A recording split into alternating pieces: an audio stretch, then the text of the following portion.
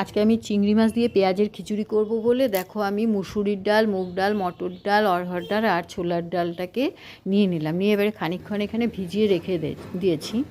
দিয়ে এবারে এখন তেলের মধ্যে আমি চিংড়ি মাছটাকে ভেজে তুলে রেখে দিয়েছি। তার মধ্যে একটু গোটা গরম মশলা আর শুকনো লঙ্কা ফোড়ন দিয়ে দিলাম। এরপরে পেঁয়াজটা কুচি করে ভালো করে ভাজা করব। এর মধ্যে তোমরা একটু রসুন বাটাও দিতে পারো। তারপরে আদা বাটা দিয়ে দিলাম। আর এখানে দেখো গুঁড়ো মশলা আমি বাটির মধ্যে রেডি করে নিলাম। এবারে এইটা আমি ঢেলে দেবো। এবারে ভালো করে মশলাটা কষে গেলে চিংড়ি মাছটাও দিয়ে দিলাম আমি। চিংড়ি মাছটা দিয়ে বেশ খানিকক্ষণ নাড়াচাড়া করে নিয়েছি, নামিয়ে রেখে দিয়েছি। এবারে আমার এখানে ভাত ফুটে গেছে।